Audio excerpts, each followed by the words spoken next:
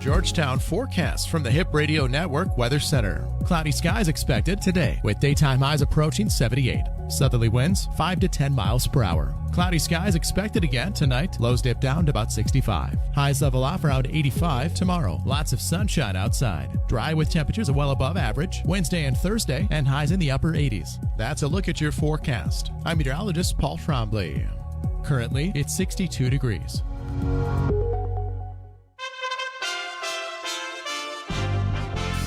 USA Radio News with Chris Barnes.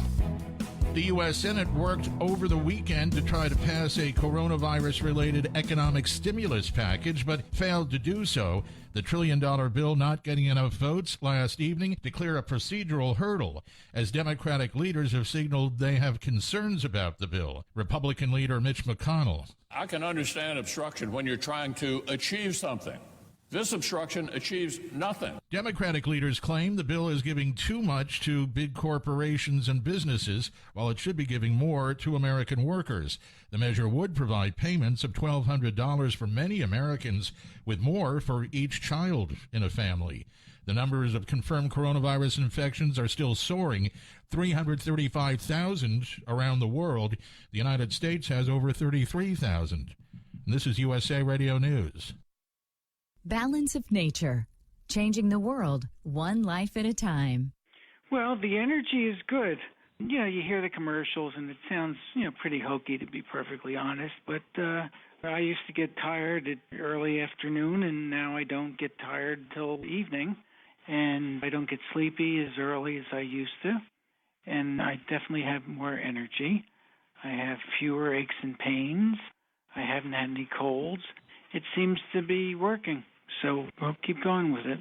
Don't wait to see what getting over 10 servings of whole fruits and vegetables every day can do for you. Right now, Balance of Nature is offering free shipping and 35% off on any new preferred order of fruits and veggies. Start your journey to better health today by calling 1-800-2468-751 or by going to balanceofnature.com, and make sure to receive this special radio offer by using discount code USA. Average gasoline prices across the nation still plummeting. The national average down another 14 cents in a week, now stands at $2.08 a gallon, 54 cents lower than a year ago. Here's more from USA Radio's John Clemens. Oil prices continue to be under heavy selling pressure due to the reduction in demand because of the coronavirus. Patrick DeHaan of GasBuddy.com tells us the price at the pump will go even lower. Motorists need not be in any hurry to fill up, as the national average will likely plunge another 25 to 40 cents per gallon, likely falling under $2 a gallon in the week ahead, while then setting its target on $1.66 per gallon. That's the lowest level we've seen since 2016. After saying for weeks there would be no change in the Summer Olympic Games in Tokyo this year, Japan's Prime Minister now says the virus may leave them no choice but to have to postpone them. This is USA Radio News. Broadcasting worldwide from the Ashby Real Estate Broadcast Studio. This is Hip Radio Network, Georgetown, your hometown station. 5, 4, 3, 2, 1. The switch is on. Welcome to Good Morning Georgetown with Rob and Ken. Waking you up in the mornings and getting your day started with the hottest hits, news, and jokes. Get ready. And now, here's your hosts, Rob Hip and Ken Covington.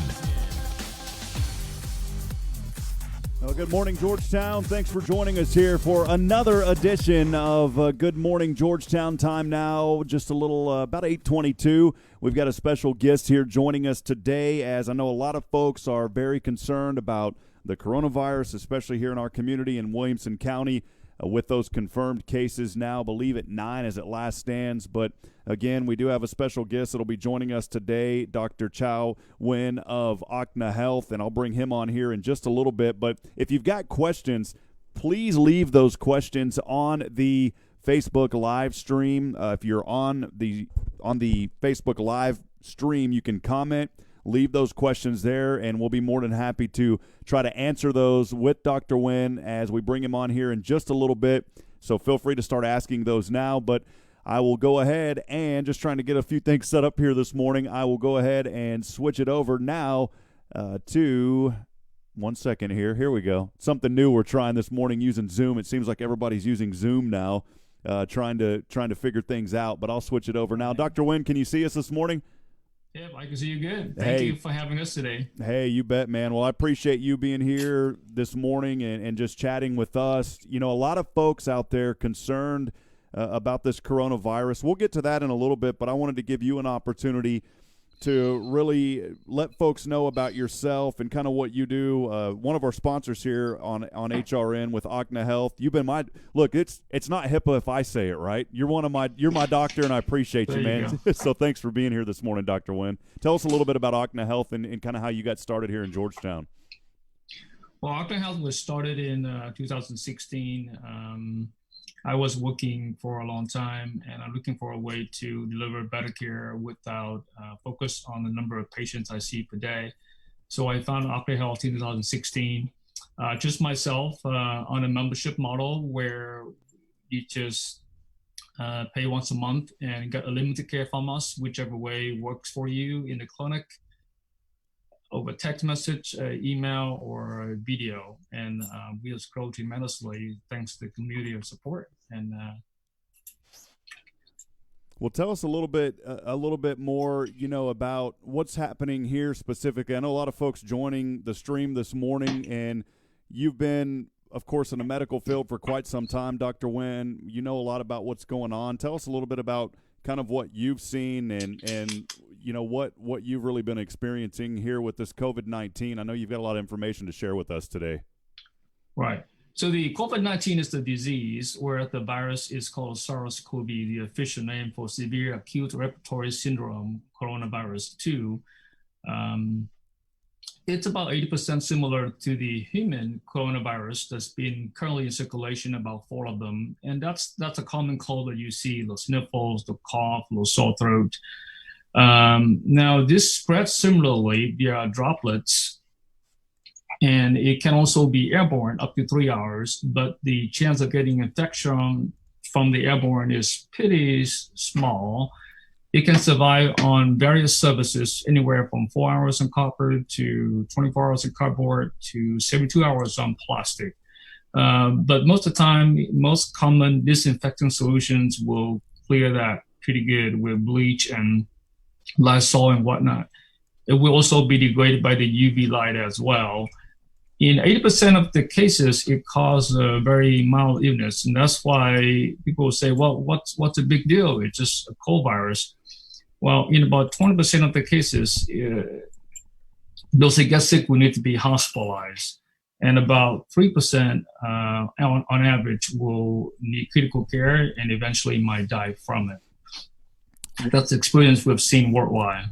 What are, you know, some of the cases here in Williamson County? I know that the Williamson County Cities and Health District, you know, really puts together information. They don't tell exactly where it was detected. They just say it was within the county. And I've told folks, you know, I think if they kind of identified exactly where it was at, that may spread a little bit of panic and fear. And you know, I trust them that they're notifying the right people. Kind of tell us about what you have seen, though, as far as any information in your office. I know you can't give away details of certain things, right, but just kind of talk about what you've seen in the community and what you think the response has been here in Williamson County specifically, Dr. Nguyen. Well, I mean, Travis County is the first in the area to report cases, and Williamson County is shortly after. I mean, we are next to each other. People who live in one county works in another, and vice versa. So we pretty much intertwine. I think first few cases are from people traveling. But now the community spread is here, it's pretty much everywhere in the county, if you can say that. About 1 in 5 people will get sick enough to get care. So you can assume that for every 1 case, probably about 4 or 5 cases out there in the community. And the incubation period is about 5 days. So you can be completely asymptomatic and be what we call silent spreaders. You spread to other people around you without even your knowledge. And that's why it's so hard to contain. As far as privacy, that's the county decision as to where these cases are. So I can't comment on that. I don't know either. Well, Dr. Nguyen, a lot of folks out there, there's been two sides to this story.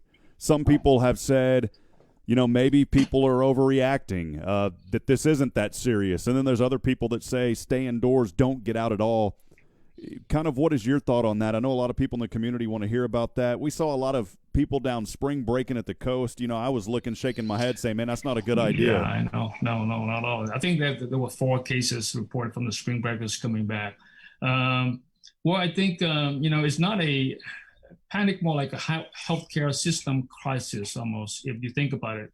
We expect to have about 60% of the population infected with this virus, and about 20% of those will seek hospitalized care, and then 3 or 4% of them will be critical. So that's why it completely overwhelmed the local system, no matter how prepared we are. I think this battle for this virus will be won in the community, not in the hospitals or the physician clinic or the emergency room, because it's spread so easily and often undetected. Staying home will severely slow the spread down to decrease the effect on the community. I mean, Italy has one of the worst case load and worst death rate in the world. The death number surpassed China's now. The country is 20% over age 65. Georgetown is 29% over 65. So the effect on our community will be very severe if it hits a community without containment. I think staying home so that, for 14 days, so that we don't have it, we don't spread it silently to our family members. And I think that'll be the only way to win these cases. Think back to 1918, where St. Louis and Philadelphia. St. Louis closed down within 2-3 days, and it has much less death rate than Philadelphia, who closed down about 2 weeks after, even having a parade. Wow. At the time. Yeah. Well, so for us, yeah. It's continue chatting there. Sorry, you cut out for just a second, Dr. Nguyen. Keep sharing that with us. Yeah. So, for us to really slow the virus down, probably not just Williams County, but probably Williamson and Travis County maybe work together to have like a closure of some sort where we can stay home and get everybody stay home and not sick and not spreading the virus all over to our neighbors, to our family members, and that will help the community a lot. Dr. in fighting this virus. How does this infection or this disease? It's a virus, and so. Correct. How does this virus compare to other viruses such as the flu? I'm not a doctor, but I've spent a little bit of time researching, and it appears that this is a lot more contagious and has a higher mortality rate than your everyday flu. And I think I've seen so many people on social media, say, well, there's the flu that kills so many people every year. Why aren't we talking about that and taking drastic measures? From what I've seen, this COVID-19 is a lot more dangerous than just your everyday flu. It is. So the flu will cause a pneumonia in some cases, but those are usually secondary bacterial pneumonia. With this one, so say for the first week, you have almost like a cold symptoms, like, coughing, sore throat, or even now they find out that a loss of taste and smell is one of the signs of coronavirus infection for those silent spreaders out there. And then in the second week, if you don't get better, it can become a viral pneumonia when your body becomes overwhelmed and it brings out everything it has, the T cells, the B cells, to fight this infection. And that's when you have what we call a cytokine storm that will completely overwhelm your system and destroy the lungs, and that become very, very serious. We've talked a lot about, or we've seen a lot about this exponential curve. You had sent me some information. This is from the Washington Post. I'm actually showing it on the screen right now. This kind of, unfortunately, and I'm not spreading panic or fear, but it kind of looks like, the way that things started out in Italy. Talk a little bit first about just what's been happening in Italy and why the cases there, have gotten so out of hand. And then, talking about this curve, that's really some numbers that back up behind that. Tell us about Italy, and then we'll talk more about this curve. Well, Italy, from what I've read, is they still conduct life as usual up until the day that the Chinese, say, hey, the outbreak is really bad. They have a conference that they were holding with the Chinese in Italy, and then it kind of skyrocketed after that.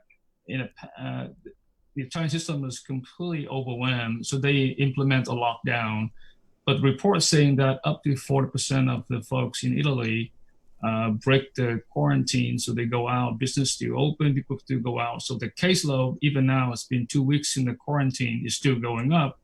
And physicians there have to make a really hard choice of who to save because they just completely overwhelmed. Physicians are dying as well. In France, we have 2 physicians that we know of who died in California, and ER physicians in a hospital because they're on the front lines at all. So the video that you're showing there will show the effect. If we don't have any containment, it will spread to the community everywhere very, very quickly. Yeah, this is just showing how, basically there's folks who are healthy, and then I heard a stat, and I don't know the full details on this, Dr. Nguyen, but it basically said that for every person that is carrying COVID-19, whether they're symptomatic or asymptomatic, that they can have the potential of passing that off to a little bit over 2 people. Do you know the numbers on that, and kind of explain that a little bit more? Right. So because the incubation period is anywhere from 2 to 14 days, the average being 5. So during those 5 days, you have the virus in your body.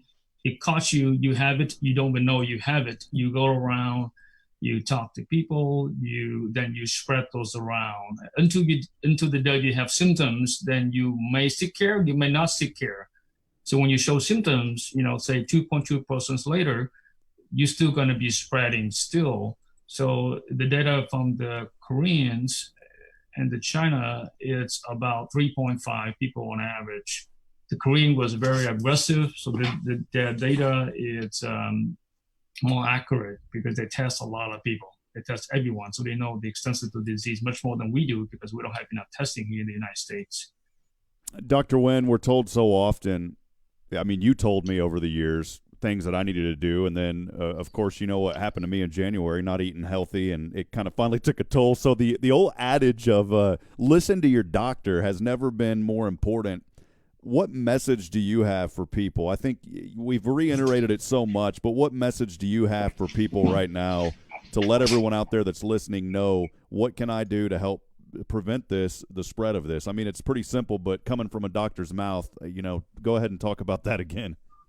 Yeah, if the best you can do is do not panic. It's wash your hands. With that thing, it's just soap and water for 20 seconds. And don't touch your face with your unwashed hands. I know it's very difficult. I have to fight myself. Okay, you can't touch your face with that.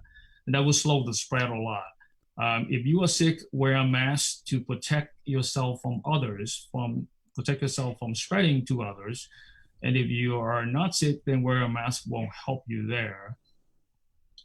What are some of the issues that you've seen in the medical field? Because we're hearing reports of many healthcare providers, not being able to get the supplies they need. And what are some of the concerns from your end as a doctor, and some of the needs that you guys have? Well, we've been having difficulty with getting supplies in. So we have some limited testing for COVID-19 that we've been doing at the clinic, but we don't have enough masks, we don't have enough face shields, we don't have enough gowns. I finally were able to order some, but it took a 2-week wait time, and we finally getting some masks from folks in all over the world trying to get us the masks. So that's slowed us down a lot in getting the testing that we want to roll out. But the test also was not available for a long time, and just now I've become on board for the last 2 weeks or so, but still very limited and not widely available yet. So that's kind of a challenge for us. But the PPE, the personal protective equipment shortage, has been very critical for physicians, especially those in the hospital who has to do intubations and direct care without enough supplies. Dr. Nguyen, you brought up testing, and I was going to ask about that. We have heard of cases of people saying, hey, there was one case where someone said that they had went to the ER, and basically this hospital sent them home and said, sorry, we can't test you. We don't have the testing equipment. or the testing supplies, what is really kind of the holdup on getting those testing supplies? I know that this is something totally new that they've had to rush and quickly develop things for to be able to test for, but what do you think some of the holdup is for that, and what can we expect as we go forward as far as the testing supplies go? Well, the test was developed at first to be wrong, so it has to be redone. So that's about 2 weeks delay in doing that. And then the test right now. So wait, you said the original test was developed wrong. It was showing, I guess, false information. It was false, false negative. So CDC pulled that back, and that's about 3 weeks delay where we have no test. So now, and then we have the test, but we don't have the reagent to run the test. So the labs have it, but for the whole country, the only place that can run the test was the CDC in Atlanta, Georgia.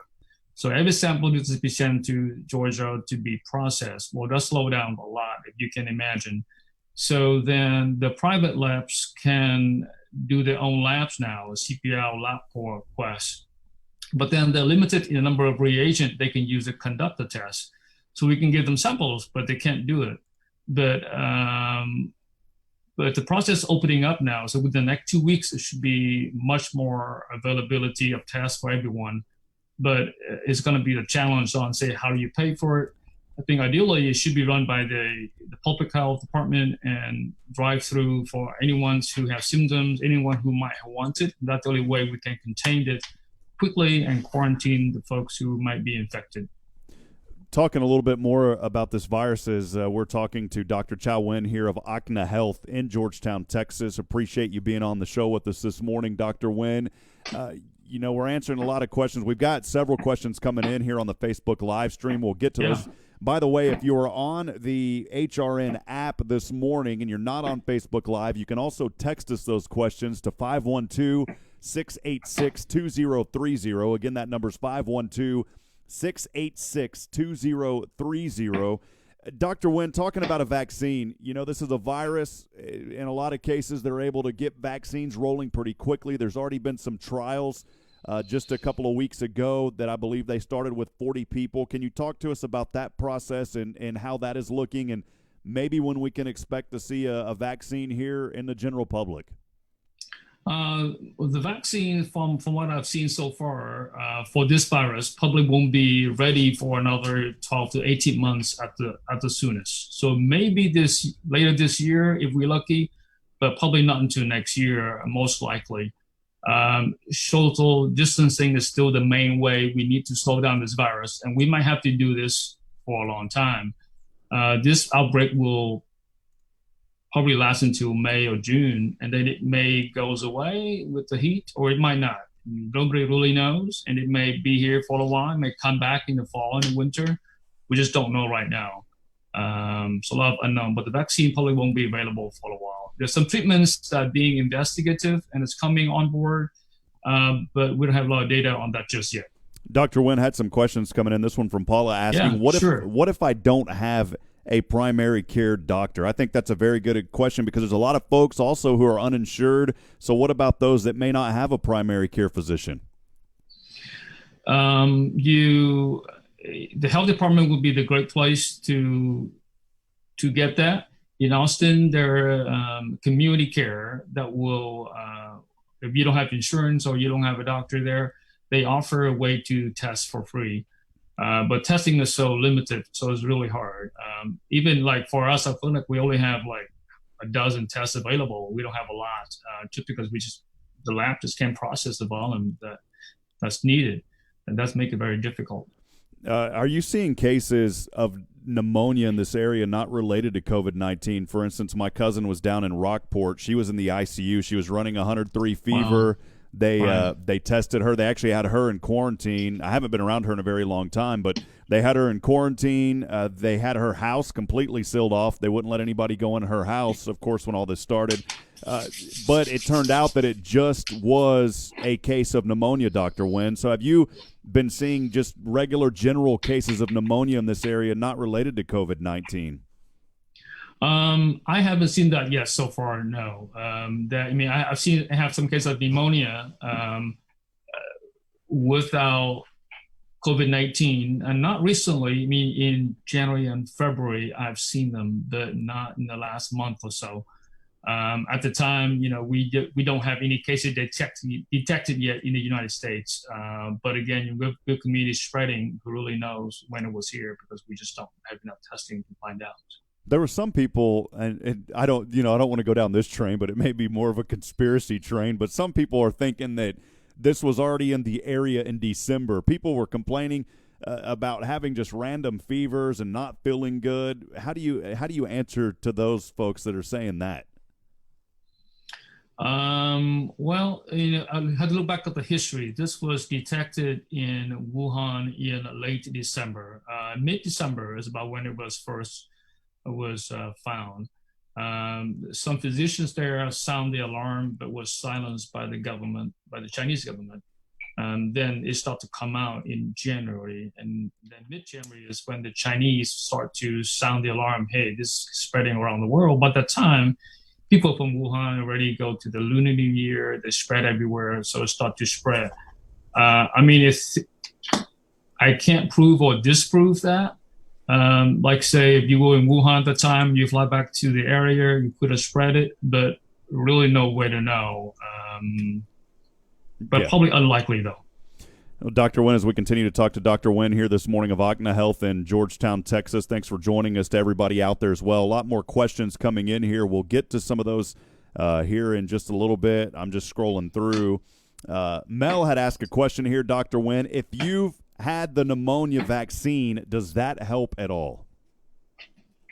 The pneumonia vaccine protects against bacterial pneumonia.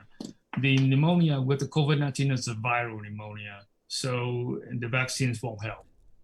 It won't help you. It will help you not getting bacterial pneumonia with the viral pneumonia with the COVID-19, but it won't protect you against the pneumonia caused by the COVID-19. Dr. Nguyen, talking about viral pneumonia, this brought up a question that I just had. My mom had a very weird case of some sort of a blood pneumonia. I don't know if you're familiar with that or heard of that. It was a very rare case of some sort of pneumonia that attacked the blood. Has there been any of those kind of cases with COVID-19 that you've heard of at this point, or has it mainly just been within the lungs? Mainly within the lungs. Basically, when your immune system goes into overdrive and it brings everything it has to attack this virus, it's also attack the lung cells and the lung tissues, and that's when the lung just collapse, and you have into ARDS or multi-system failure, and that's when you be on oxygen. You need a ventilator to help you breathe, because the lung just can't do the job. Had another question here, Dr. Nguyen, saying, how do you feel about the use of the prescription meds used for malaria and their effect on the virus? We've heard some chatter about that those drugs may be helping too with some of the symptoms. How do you talk about that? The data for that just coming in, it's coming from a small trial in France. And they show that if they use hydrochloroquine early, it can, within 6 days, it will decrease the virus count in your body. But the data is small, and we don't have, okay, is it time to give it to everyone? It's not something that I can answer because I'm not in a hospital setting, but it's something worth trying if you are sick. I mean, in a hospital, it's not available in an outpatient setting. Okay. It's not a benign drug. I mean, it has a lot of side effects, affect your vision, things like that. So, Had another question here. I got to give a special shout out to my beautiful fiance Bridget. She was asking a question here. Will taking vitamin C daily benefit us to help boost our immune system to help fight the virus? I think that's a good question. Yeah, vitamin C has been shown to boost your immune system, and I think one of the things that we can do is I would recommend that to take the vitamin C to help you. So it's been shown to be helpful. I would say yes. Lee Ortiz asking us a question here, says he keeps hearing different things on how long COVID-19 survives on surfaces. What's the actual time frame it can survive on different surfaces, such as door handles? I've seen a lot of stuff, especially here, Dr. Nguyen, floating around on the rumor mill on social media, and there may be some validity to it about a lot of people contracting this off of gas pumps and gas handles. Really answering Lee's question, though, just how long can it survive on surfaces and the actual time frame of that and some things to avoid. Right. Well, to get the infection, you have to like 10,000 of virus particle have to enter into your nose. So someone right in front of you cough and you take a breath at the same time, you inhale all that in, you can definitely have an infection. Then when someone coughed it out, it start to disperse out instead of one concentrated powder, you would say, it disperses out everywhere. It can stay on surface in the air if you have a lot of humidity and aerosols up to 3 hours. On copper, about 4 hours. On cardboard, it's about 24 hours. Stainless steel is 48, and plastic is 72. Now, this is just like viable viral particles, but it's very, very small quantity. And it's not been shown that people get infected by touching it. Definitely, if you do it multiple times and you touch your face with it, you can. But the best thing is just to, when you do those things, just wash it. Wash your hands. Don't touch your hand with your unwashed hands. Touch your face with your unwashed hands. It's not been shown to be the main way of transmitting the virus, mainly through droplets. But it can be in the air up to 3 hours. Wow. So if someone just cough around you, you need to be real careful. And particularly if you have a lot of humidity where the viral particles can hang on to the water droplets in the air. So you said that it can hang into the air for up to 3 hours. I didn't know that. If there's a lot of water droplets in the air. Wow. But again, when you cough out if I cough right in front of you, everything comes toward you. But if you stand far enough, like say 6 feet, it's become widely dispersed. That's unlikely to cause you after a minute, because the viral particles, it doesn't survive on the surface, outside of the host body very well. Within a minute, it starts to degrade, and within 2 hours, it's become non-infectious pretty much. I mean, it cannot cause you infection, even though you might have contacted it, unless you have a low immune system. I've got another question here. We've got about 5 minutes, folks. I know, Dr. Nguyen, you've got to go about 8:55. You've got patients to start seeing this morning around 9, and so I wanted to make sure that we honor your time, of course. Rebecca asking a question saying, good morning. Are the finding with more and more cases that they have a more common set of symptoms after a certain amount of days? It's difficult to know what to look or not look for with the 2 to 14-day incubation, and then the symptoms are sometimes severe and sometimes non-existent. Kind of your response and reply to that, Dr. Nguyen. As far as symptoms, you can expect to have like a cold symptoms, like the stuffiness, cough, and short of breath. But there was a report coming out just yesterday or last night actually. They said that loss of taste and a lot of smell ability is a sign of coronavirus as well.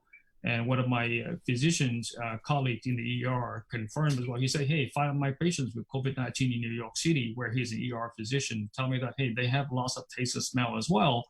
So for those of you who are young and don't have much symptoms, don't have breathing problems, you start to have this loss of taste and smell, that could be a sign that you could be having coronavirus. And you need to take precautions so you don't spread it to others around you. Another question here. Again, we're chatting with Dr. Chau Nguyen of Ochna Health here in Georgetown this morning. Appreciate your time and appreciate the questions. If you got any questions, feel free to send those in. We've got about 4 more minutes. We'll try to get to those before we've got to let Dr. Nguyen go here this morning. But Anne Marie sending us a message as well on the Facebook stream saying, can we expect other healthcare services to be curbed during this time? For example, if I have non-flu concerns about my health, is it reasonable to expect I can still see my doctors and specialists? That's a really good question there, Anne-Marie. Well, thank you for the question, Anne-Marie. It depends on the services. For us, we are fully available. We are 100% telemedicine. We are fully prepared. In case of a lockdown that we cannot travel in, we can all work from home, and you can deliver most of the care through telemedicine for you. If you need to be examined, we are available in the office as well for urgent care. So urgent matters, so it won't affect us at all.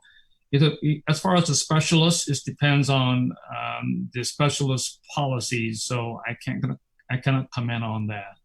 But for us, we are always available.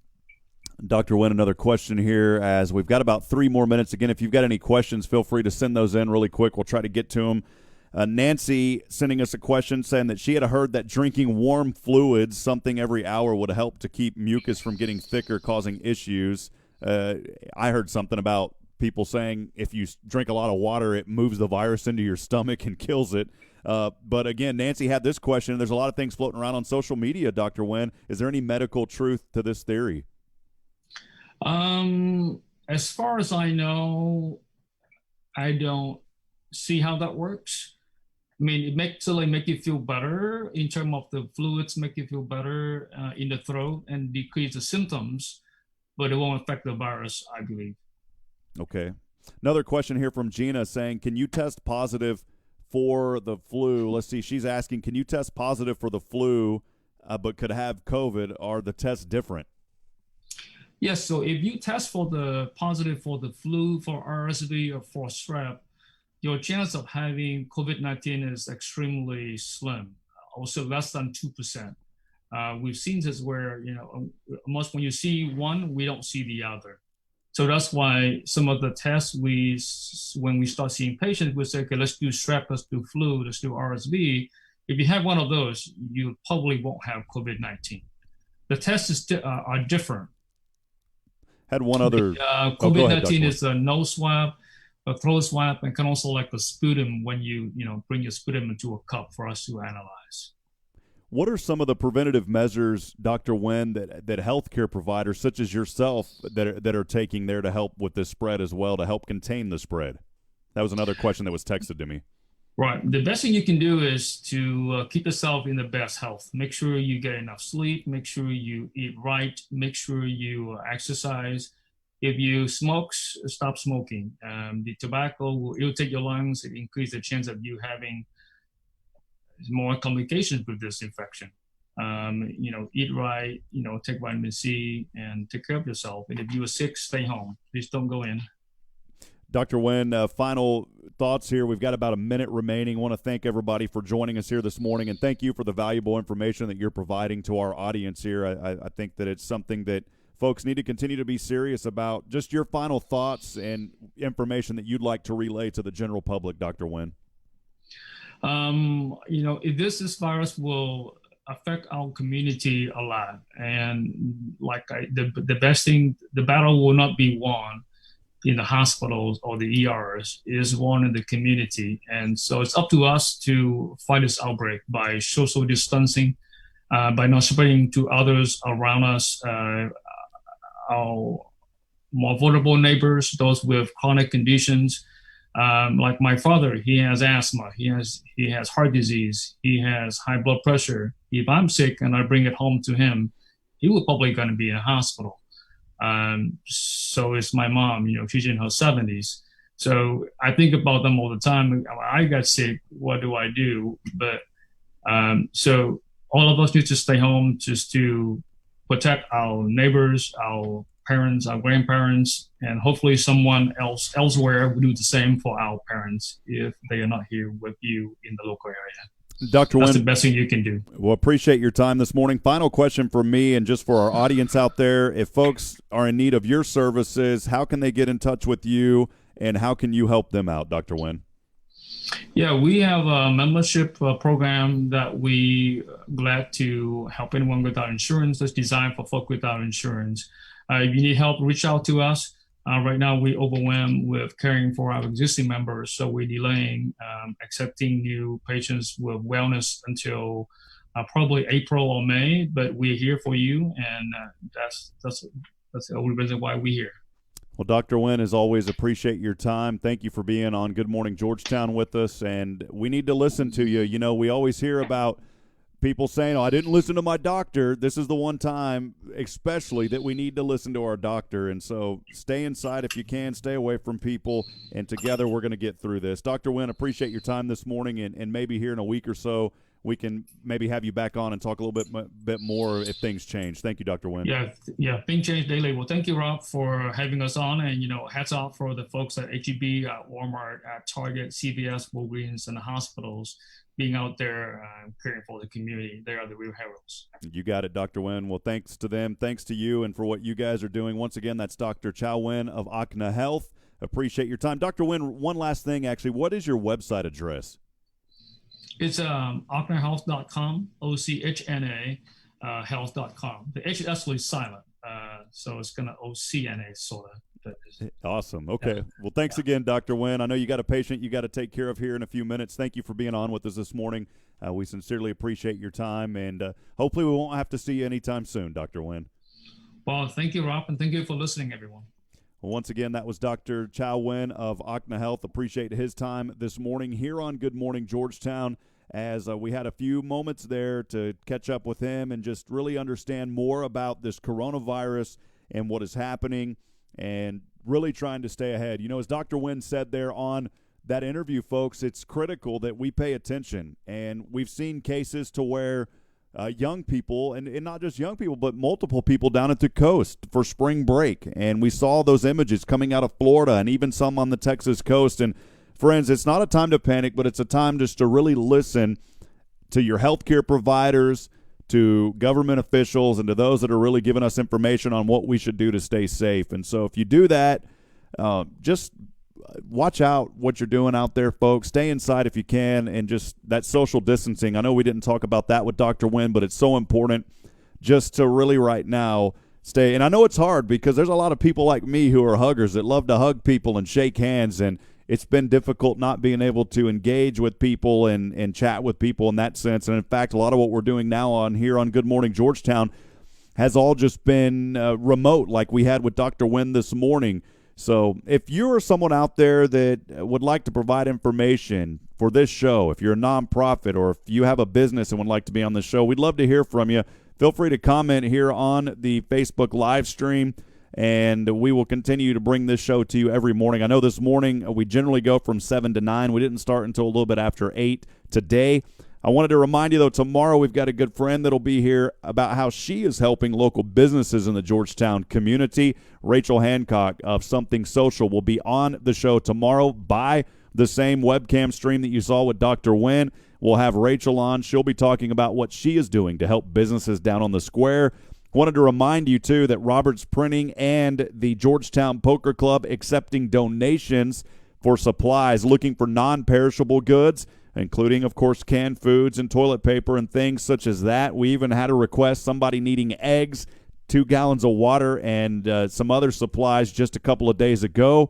If you've got those items, please feel free to donate anything extra that you got. Hand sanitizer, cleaning supplies, those can be donated at Roberts Printing down on the square and also at the Georgetown Poker Club. And if you know of somebody who needs those supplies, feel free to call Roberts Printing at 512-863-2323. Again, that number is 512-863-2323 for information on how we can get those items delivered to those that are in need. Well, friends, the time now is 9 a.m. That will do it this morning for Good Morning Georgetown. Feel free to tune back in tomorrow. If you don't already, by the way, download the app. It's called HIP Radio Network. You can download it on your Android or iPhone, smartphone device. And so make sure that you download that app and you can stay up to date with the latest. This station isn't just this show here on Facebook Live, by the way. It's 24/7, 365 with news updates on the national level every hour. We've got weather updates every 30 minutes.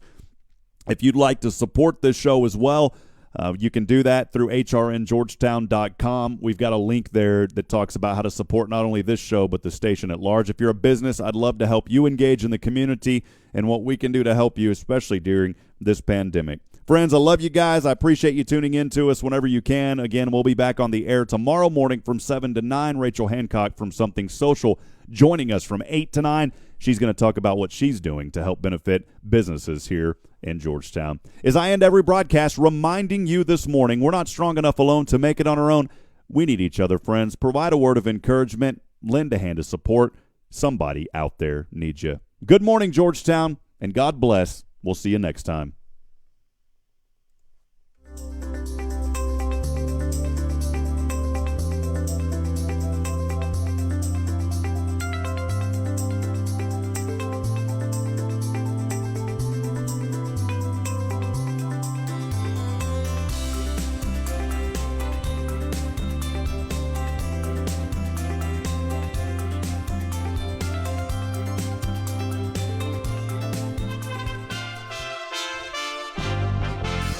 USA Radio News with Chris Barnes. The The U.S. Senate worked over the weekend to try to pass a coronavirus-related economic stimulus package, but failed to do so. The trillion-dollar bill not getting enough votes last evening to clear a procedural hurdle, as Democratic leaders have signaled they have concerns about the bill. Republican leader Mitch McConnell. I can understand obstruction when you're trying to achieve something. This obstruction achieves nothing. Democratic leaders claim the bill is giving too much to big corporations and businesses, while it should be giving more to American workers. The measure would provide payments of $1,200 for many Americans, with more for each child in a family. The numbers of confirmed coronavirus infections are still soaring, 335,000 around the world. The United States has over 33,000. This is USA Radio News. Balance of Nature, changing the world one life at a time. Well, the energy is good. You hear the commercials and it sounds, pretty hokey, to be perfectly honest, but I used to get tired at early afternoon, and now I don't get tired till evening, and I don't get sleepy as early as I used to, and I definitely have more energy. I have fewer aches and pains. I haven't had any colds. It seems to be working, so we'll keep going with it. Don't wait to see what getting over 10 servings of whole fruits and vegetables every day can do for you.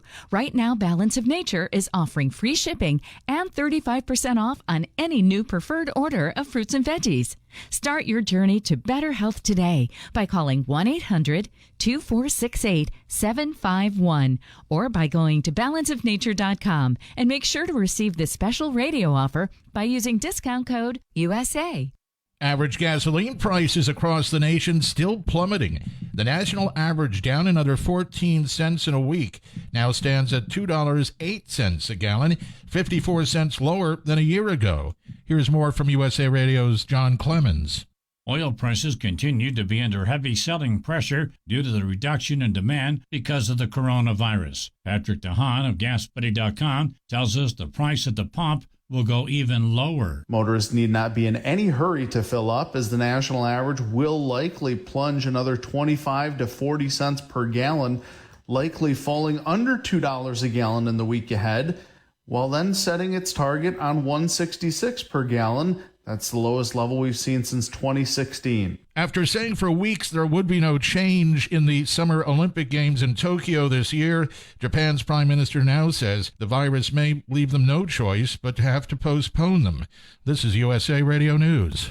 Are you tired of high cable TV rates? Sign up for Dish today and get a $500 bonus offer while supplies last. Plus, lock in your price for 2 years guaranteed. Call All American Dish, your Dish authorized retailer now. 800-610-5739. 800-610-5739. That's 800-610-5739. Offers require credit qualification, 24-month commitment, early termination fee, and auto pay. Restrictions apply. Call for details. Well, it is spring now, but wintry weather is making a curtain call in the Great Lakes and the Northeast.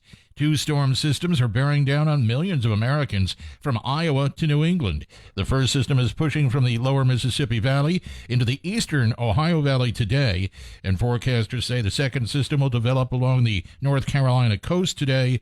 It'll move just off the mid-Atlantic and New England coasts tonight and will linger till Tuesday evening. The storms could bring from 1 to 10 inches of snow across nearly a dozen states from Iowa to Maine. The NFL draft is going to happen about a month from now, but it's not going to happen in Las Vegas as originally planned. The coronavirus pandemic keeping the draft from happening in Vegas, but it's still going to happen on the 23rd, 24th, and 25th of April, according to the league. The league not commenting furthermore, but the LA Times is reporting that the NFL may plan to have a studio show with cut-ins from teams' headquarters for picks. And country superstar Garth Brooks is accepting fans' song requests for his virtual concert, #Studio G, which is scheduled to stream tonight. Brooks is one of dozens of musicians using social media to stage performances from their homes and studios, the idea to encourage social distancing during the coronavirus scare. Fans can submit their requests to Brooks' Instagram account. And for USA Radio News, I'm Chris Barnes.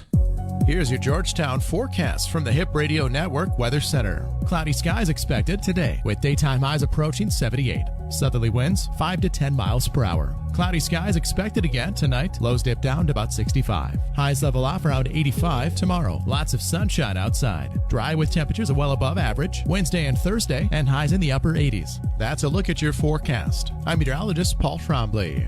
Currently, it's 62 degrees. Broadcasting worldwide from the Ashby Real Estate Broadcast Studio. This is Hip Radio Network, Georgetown, your hometown station.